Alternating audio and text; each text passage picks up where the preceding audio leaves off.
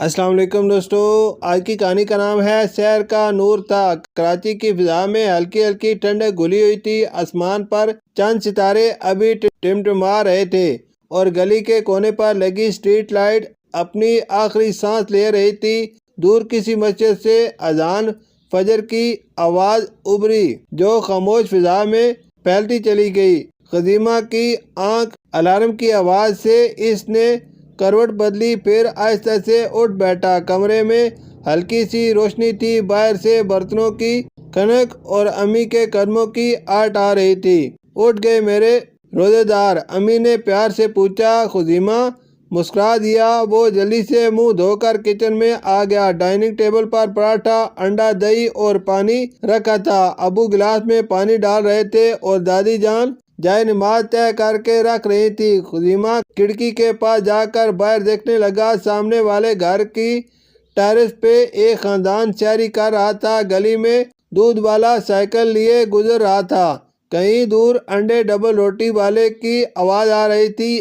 امی، سحری کے وقت کراچی کتنا مختلف لگتا ہے نا؟ خزیمہ نے کہا۔ امی مسکرائیں۔ ہاں بیٹا، اس وقت شہر بھی عبادت میں مصروف ہوتا ہے۔ سحری کے بعد سب نے مل کر نماز فجر پڑھی۔ دادی جان نے دعا مانگتے ہوئے خزیمہ کے سر پر ہاتھ رکھا۔ اللہ تمہیں اچھا انسان بنائے بیٹا۔ دن چڑھا تو سورج کی روشنی عمارتوں پر بڑھنے لگی۔ خزیمہ کے اسکول میں چھٹیاں تھیں، اسی ہے وہ گھر پر ہی رہا۔ روزے کی وجہ سے اسے کبھی پیاس محسوس ہوتی، کبھی تھکن، کبھی وہ صبر کرتا رہا۔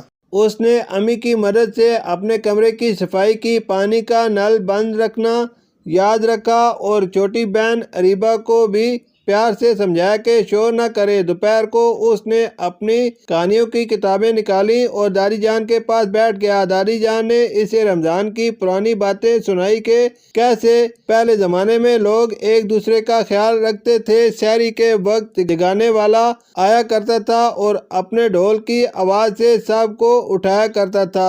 افطار کے وقت دور کہیں سائرن بجتا تھا جس کی آواز سن کر لوگ روزہ کھولا کرتے تھے۔ شام کے قریب گلی میں ہلچل سی ہو گئی، کہیں سے سموسوں اور کہیں سے پکوڑوں کی خوشبو آ رہی تھی اور کچھ بچے افطار کے انتظار میں کھیل رہے تھے۔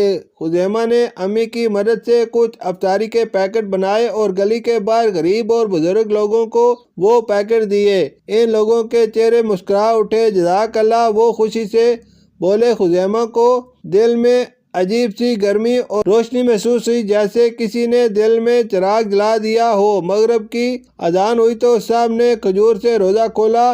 خزیمہ نے پانی پیتے ہوئے دل ہی دل میں شکریہ ادا کیا۔ دادی جان، آج روزہ مشکل نہیں لگا؟ اس نے کہا۔ دادی جان نے مسکرا کر جواب دیا، کیونکہ تم نے آج صرف بھوک نہیں برداشت کی بلکہ اچھے کام بھی کیے ہیں۔ رات کو تراویح کے بعد خزیمہ چھت پر گیا۔ ہمارے پیارے شہر کراچی کی رات روشن تھی۔ کہیں مسجدوں کی لائٹیں، کہیں گھروں کی چھتوں پر بچے اور اوپر جگمگاتے ستارے۔